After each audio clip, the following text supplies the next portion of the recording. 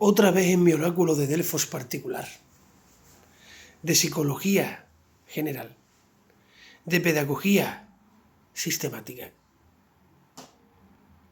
y de psicoanalizarse y mineralizarse. Hoy entra oficialmente la primavera. La primavera, la sangre altera. En el hemisferio norte. Claro está. Pero también hay que despedir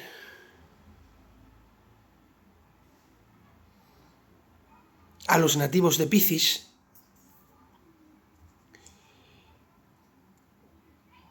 y saludar con fruición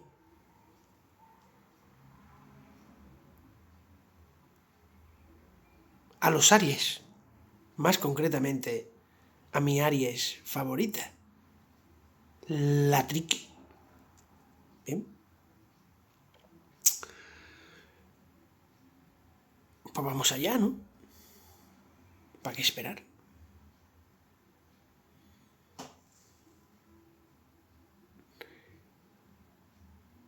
En la entrada del templo de Delfos había unas letras escritas que podían Nocete Ixum, conócete a ti mismo.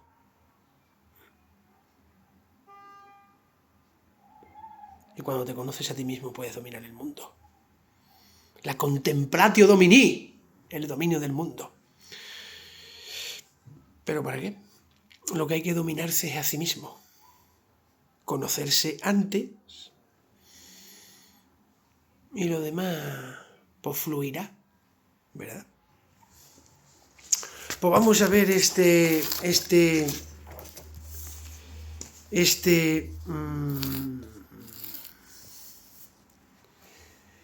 psicología general, ¿no? Esta psicología general, a ver por dónde vamos, ¿no? ¿Por dónde vamos? Pues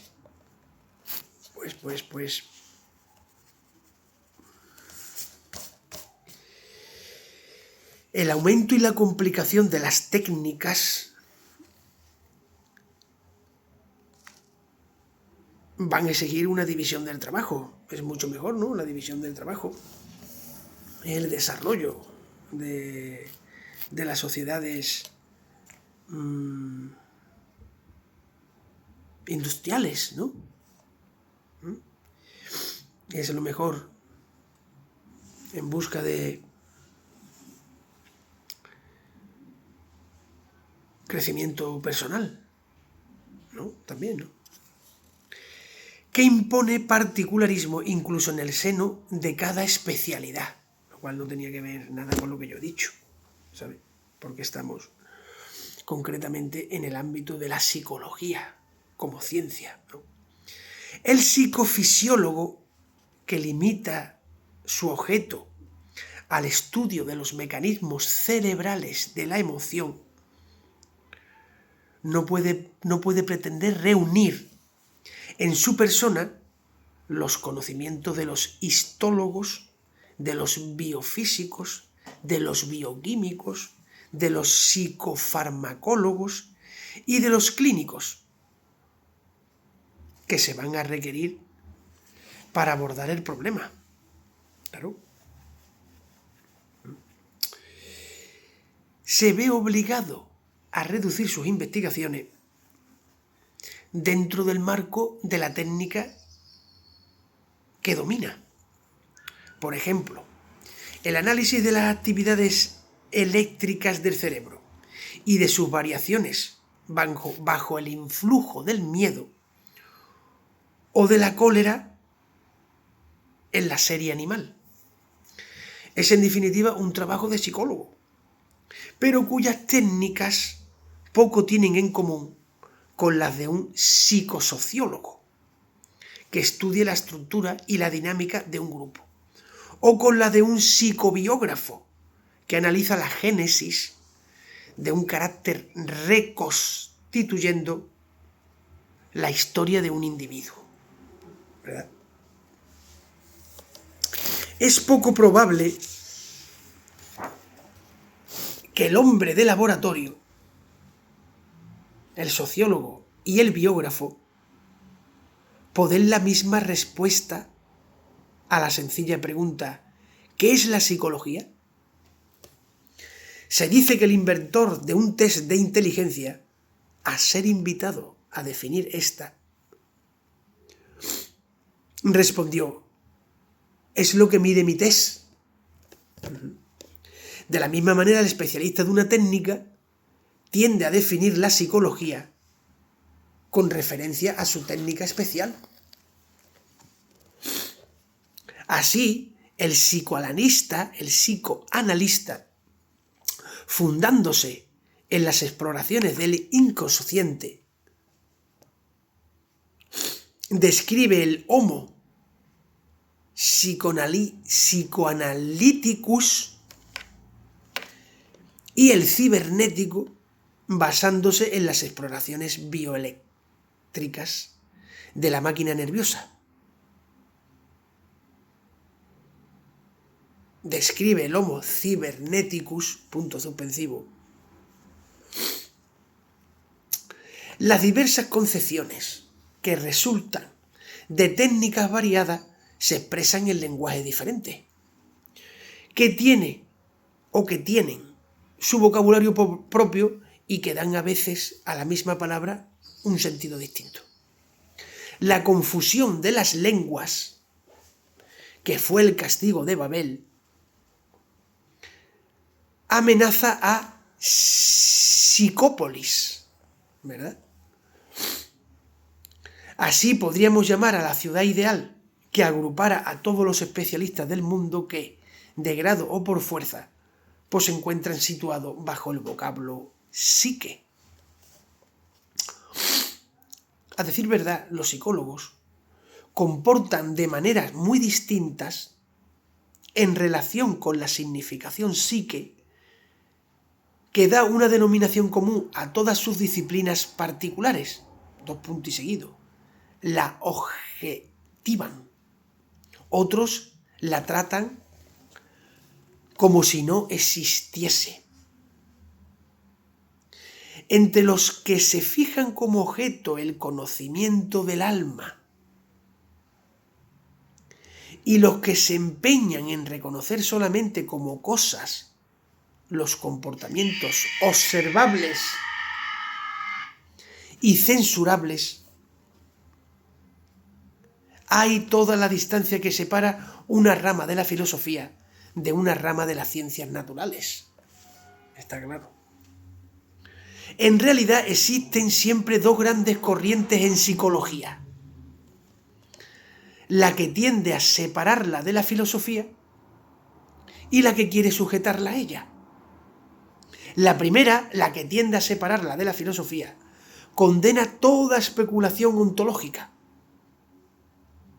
Repudia, como otros tantos entes de razón, viciados de metafísica, las nociones del alma, de conciencia y de persona. Considera la introspección y la intuición como fuentes de error y preconizando métodos experimentales apoyados en técnica de laboratorio, pues trata de explicar los hechos psíquicos como hechos físicos, en términos de estímulo y de respuesta de un organismo, en relación con el medio que lo condiciona, tanto en el hombre como en el animal. La segunda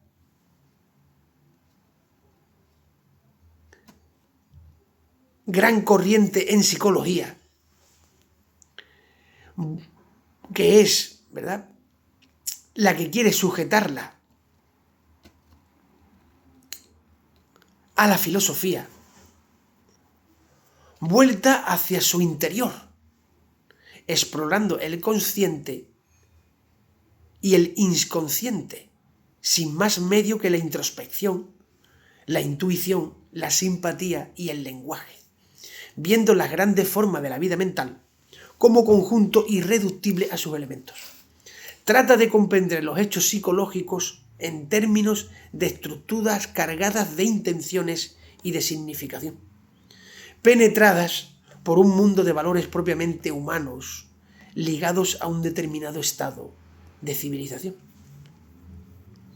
A estas dos grandes corrientes,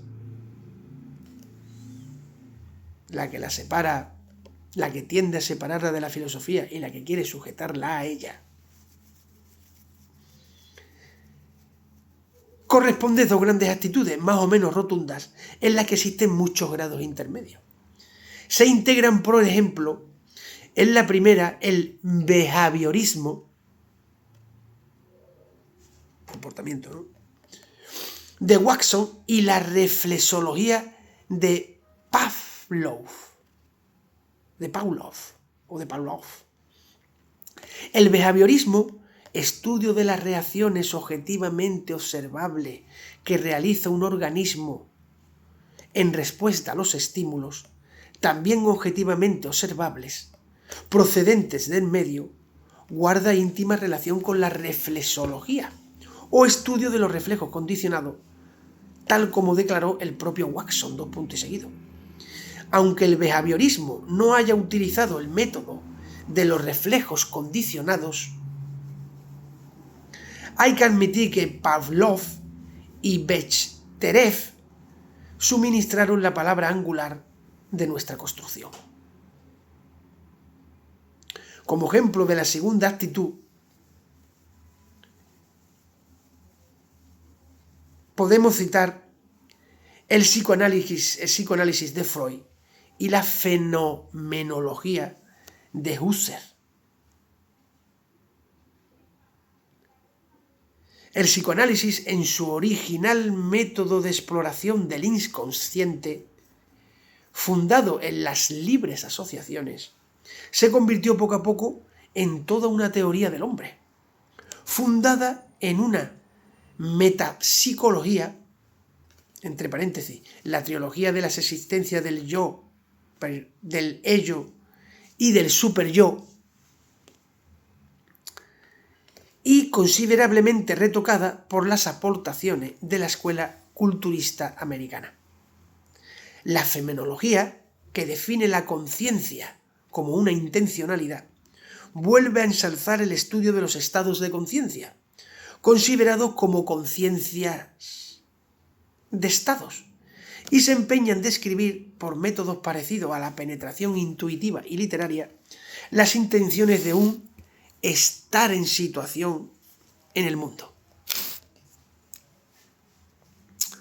Son muchos los que tratan actualmente de establecer transiciones entre las dos grandes corrientes o las dos grandes actitudes, la de separarla o mantenerla unida a la filosofía.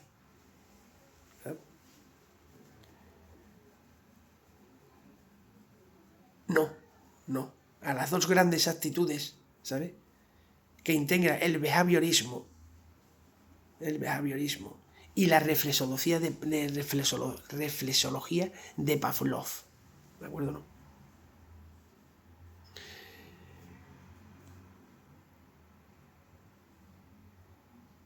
O las dos grandes actitudes llamadas naturalista y humanista por Daniel Lagache, en un libro que lleva el título de La unidad de la psicología.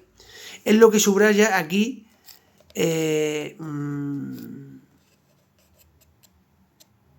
André Berger, ¿vale? André Berger define la psicología como una ciencia de la acción al servicio de la acción. Esta definición, discutible como otras muchas, está de acuerdo con el espíritu de esta obra subordinada a fines esencialmente prácticos. Aquí encontraremos un inventario de los métodos que permiten abordar y a veces ayudar a resolver los problemas mentales que se plantean en todas las edades de la vida y en todos los campos de la actividad humana. La realización de esta empresa exigió, el concurso de un gran número de colaboradores diferentes por su generación, su formación y su orientación, elegidos no solo entre los teóricos, sino también entre los prácticos, que ejercen funciones difícilmente comparables. Dos puntos y seguidos. Médicos, pedagogos, sociólogos, hombres de laboratorio, punto suspensivo. Cada cual ha dado su punto de vista sobre el problema que trata o sobre la disciplina en la que tiene experiencia, con una independencia total, sin tener que ponerse de acuerdo con los autores de otros artículos. El hecho de exponer ideas a veces contradictorias no es el menor atractivo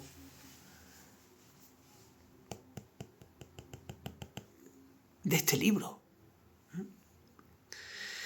El conjunto es indiscutiblemente vivaz, documentado, instructivo, escrito con la común preocupación de no espantar al lector con un abuso de tecnicismos o con palabras demasiado abstractas. La ilustración es abundante y elocuente en fotografías e imágenes, y es representativo del cúmulo de investigaciones y descubrimientos, de ideas y aplicaciones, de perspectivas y prospectivas que caracterizan la evolución de una ciencia rica en realizaciones, y más aún en posibilidades. Nos imaginamos con qué curiosidad estudiaría el joven de 1848, que hacía votos en el futuro de la ciencia por la promoción de la psicología, y que este balance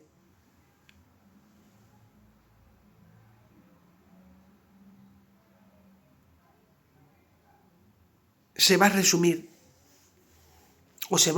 en este balance un siglo más tarde. Sin duda el humor natural de este celta encontraría ocasiones de manifestarse ante las ambiciones de un psicodrama o de un brainstorming.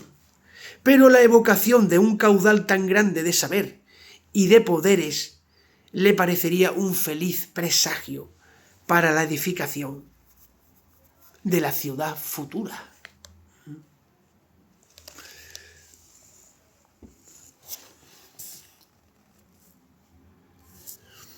El capítulo 1, esto va a tener pues 6 capítulos, que no está nada mal, pues va a tener, este capítulo 1 se va a llamar Las etapas de la psicología, y va a tener nada más y nada menos que 14 epígrafes. Una definición aproximada de la psicología, los equívocos de la psicología, el conócete a ti mismo socrático, de las confusiones de Aristóteles a las distinciones de Descartes, la psicología de la vida interior, orígenes de la psicología científica, papel de la psicología animal, el behaviorismo mecanicista de Watson, la teoría de la Gestalt, el neobehaviorismo, un acerca de Freud, la psicología fenomenológica, estructuralismo y psicología y filosofía. No me lo pierdo. Pues cambiemos ahora totalmente de tercio. Vayamos por principios de pedagogía sistemática. Estábamos en el prólogo. Vale.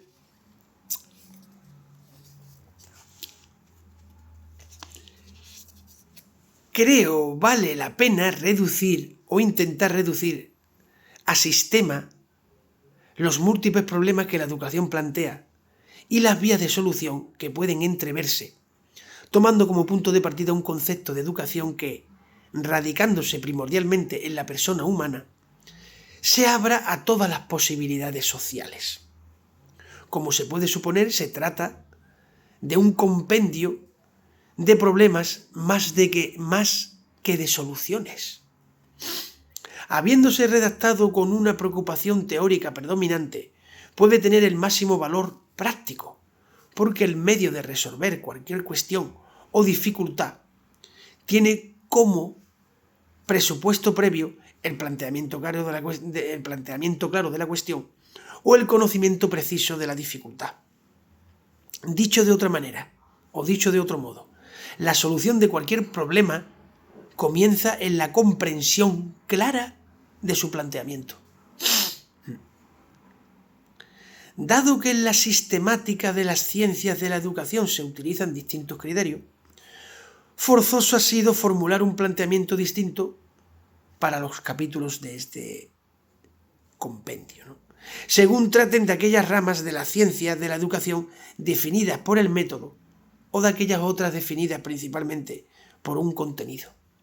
Así, algunos capítulos, como los dedicados a la filosofía o a la historia de la educación, tienen un carácter más formalista, prestándose en ello una especial atención al método, mientras en otro, como los dedicados a la educación especial o a la educación en función de la edad, se da mayor relieve a los problemas de contenido.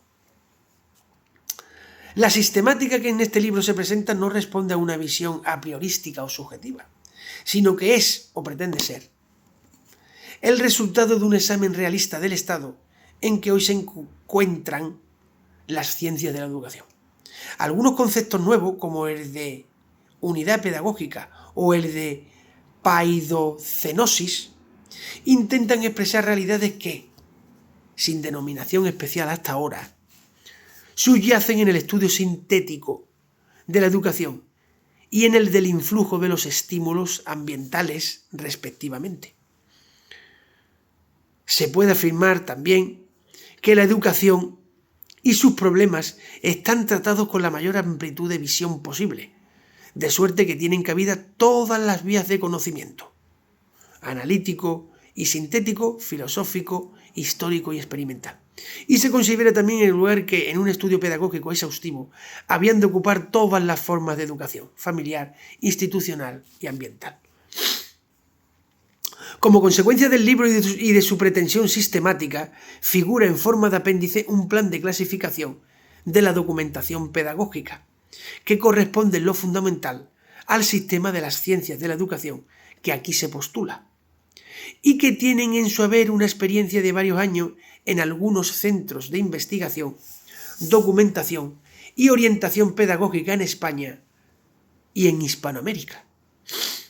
Al final de cada capítulo, pues va a ir una bibliografía sustancial, en la que se prescinde de artículos de revista y que resultará orientadora para el que quiera profundidad en el estudio de los temas mencionados en el capítulo.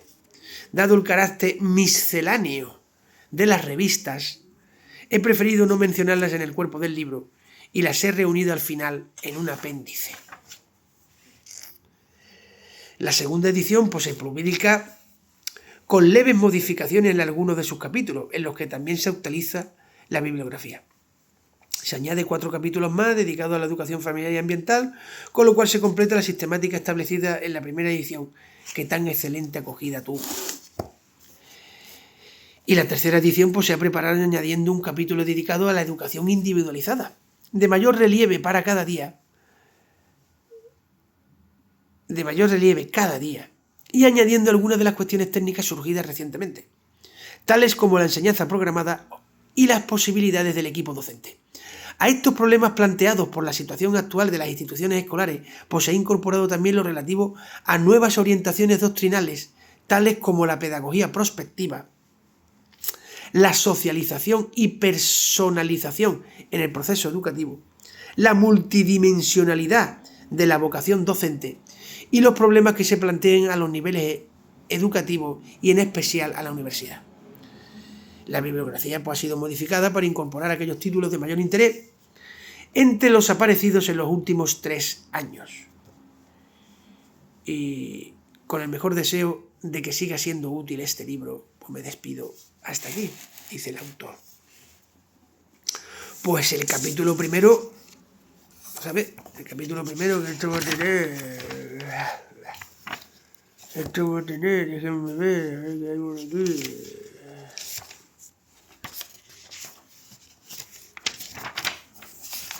Esto va a tener, a lo mejor viene detrás, sí, la bibliografía, ¿verdad? Vale. Pues va a tener, ¿sabes? Pues exactamente, ahora lo he visto, ¿sabes? Ahora lo he visto. Pues va a tener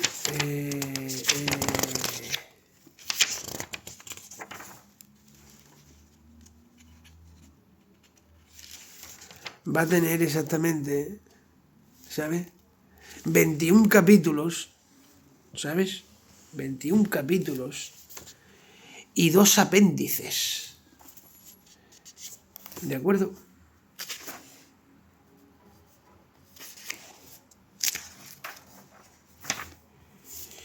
Y el primer capítulo es el concepto de educación.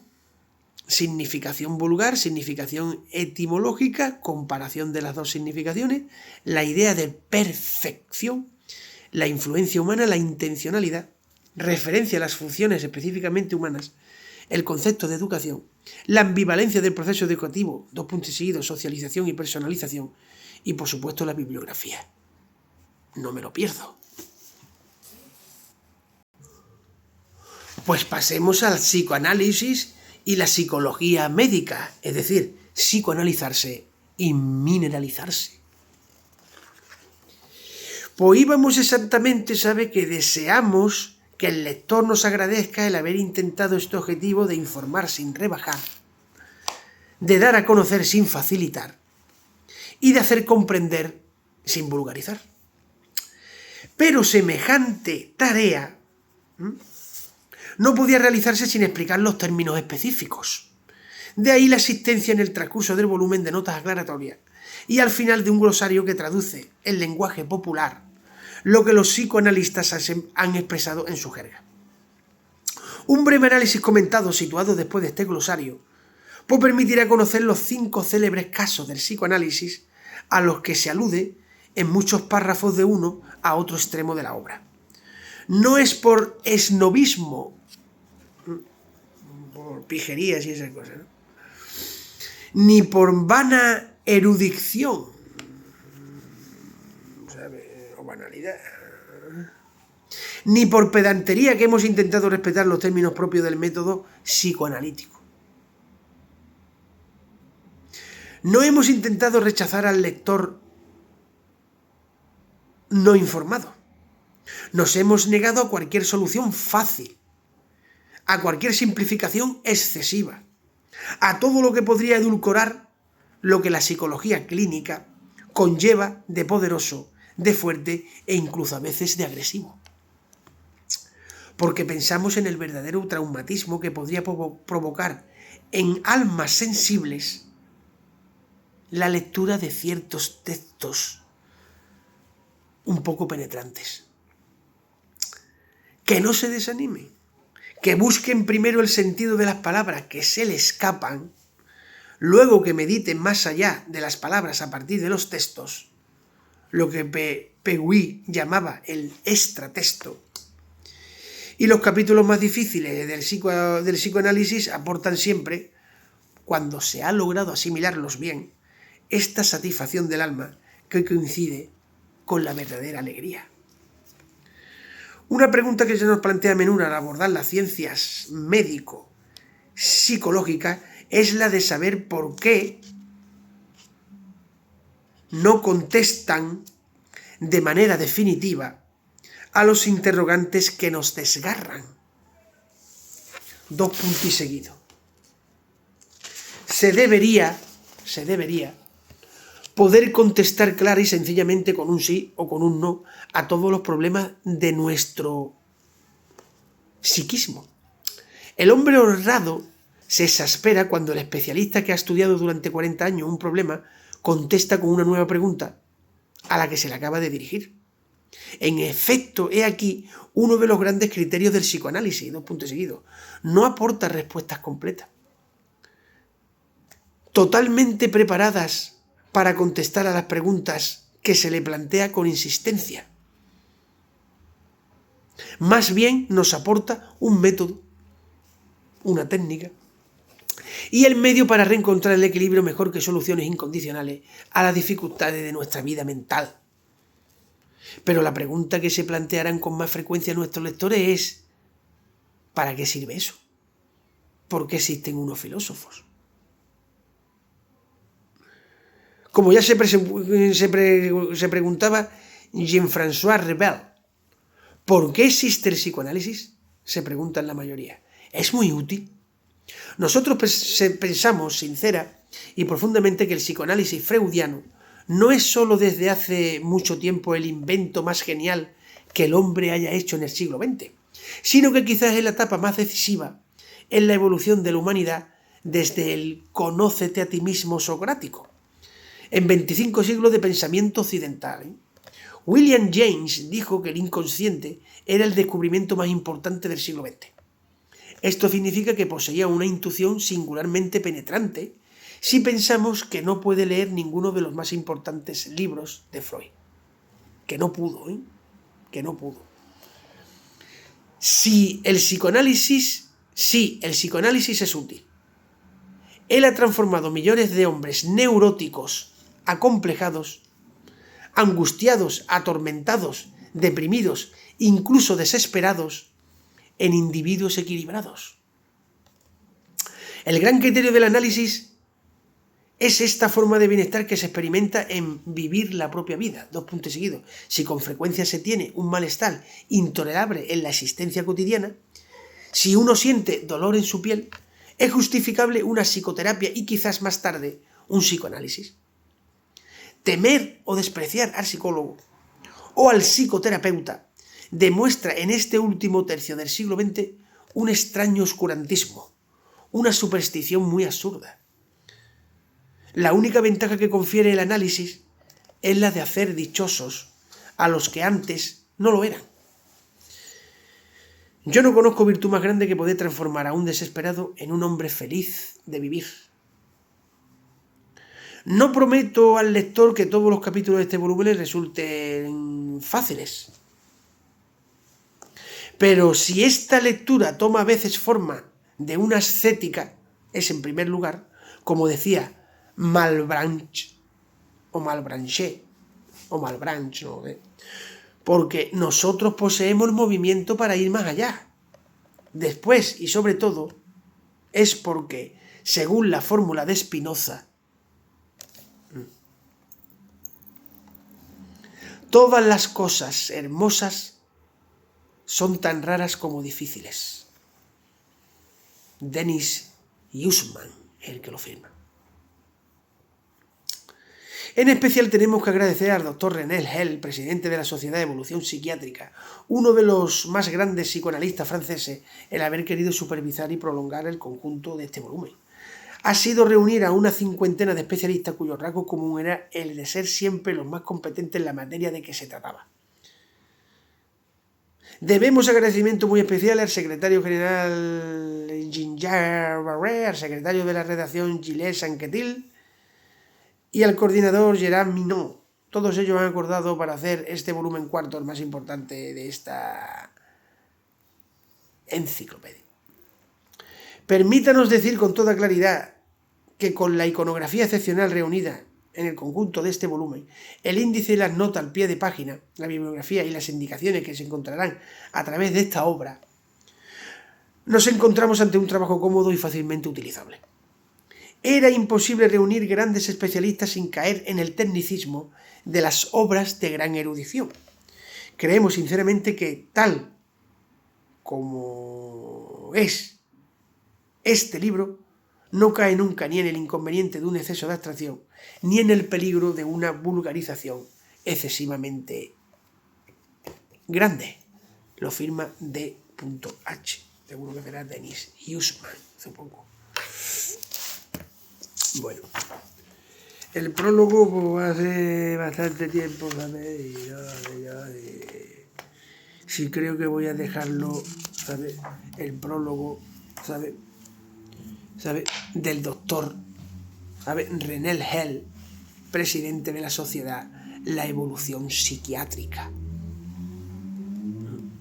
Que es posible, ¿sabes? Que por muy atrás que nos encontremos, ¿eh? O que se encuentre, ¿no? Esta enciclopedia, ¿no? En el último tercio del siglo XX, ¿no? Pues habría que traerla para acá, ¿no? Porque ya sabemos lo que pasa en psiquiatría, ¿no? En los MIR de psiquiatría, ¿no? En los últimos 10 o 15 años, que todo se circunscribe a medicamentar, mandar psicofármacos. Y eso Pues droga, ¿no? Y con los tiempos que corren hoy en día, ¿sabes? Que lo que quieren es aborregar, ¿no? Cambiar las cabezas, ¿no? Cambiar las mentes, o que nuestra mente sea una cárcel para nosotros, o que nos tengan todo el día drogados, para así no darnos cuenta ni siquiera de la musaraña que pasa por al lado nuestra, ¿no? Que la musaraña pues, puede ser grandísima, ¿sabes? La musaraña puede ser quitártelo todo y decirte, ¿sabes? Que sin nada vas a ser feliz. No es que estuviera rompiendo una lanza al favor del materialismo, ¿no? Pero lo que yo me gano, lo que se gana cualquiera con su esfuerzo, sacrificio y compromiso, pues tendrá que ser para él. Habrá que contribuir a la sociedad, evidentemente, ¿sabes? Pero ¿a qué tipo de sociedad lo están llevando? ¿No? Así que, pues con esto me quiero despedir y que a todo el mundo le vaya bien en esta primavera. Al menos. No se trata tampoco de pedir más y de pecar de avaricia. Solamente con estar por aquí para el próximo vídeo, o no vídeo, ¿sabes? Pues es suficiente. Evidentemente todas las técnicas estas, ¿sabes? Me las voy a aplicar yo, ¿sabes? Que para eso soy la persona más importante del mundo. En palabras de Santa Teresa de Jesús, doctora de la Iglesia, que yo creo que algo sabía. ¿Sabes? Y ya está. Pues eso es lo que hace el Señor de las Huestes.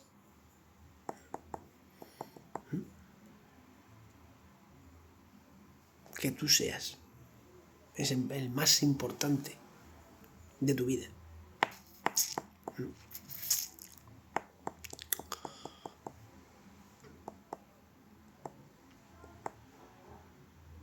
Y nadie tiene el derecho a esclavizarte. Y nadie tiene el derecho de mandar en la vida de nadie. Nacimos libres.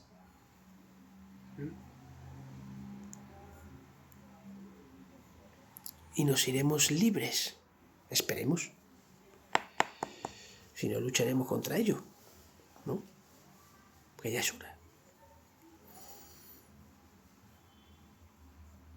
de ponerse en pie, de caminar recto, con rumbo fijo y paso firme, y sin miedo, sin miedo. No tengáis miedo. Eso es lo más repetido de las Sagradas Escrituras. Que también hay que decir, pero no, ¿sabe? Creo que la próxima vez, como parece que tengo tiempo suficiente, pues empezaré y terminaré. Empezaré y terminaré mi oráculo de Delfos particular.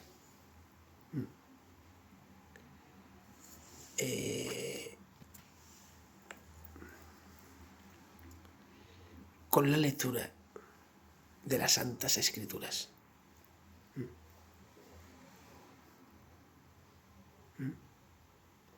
Así que espero estar por aquí. Y si no estoy por aquí, pues espero estar donde tengo que estar, donde debo estar y donde quiero estar.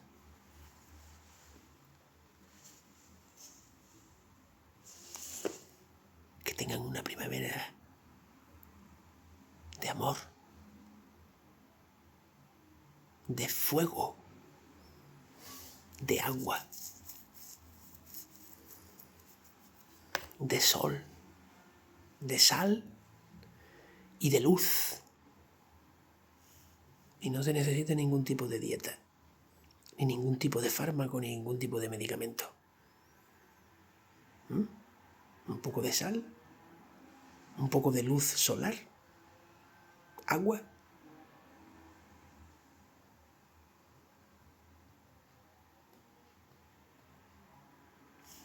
Y como decía San Agustín, ama y haz lo que quieras. Nos vemos.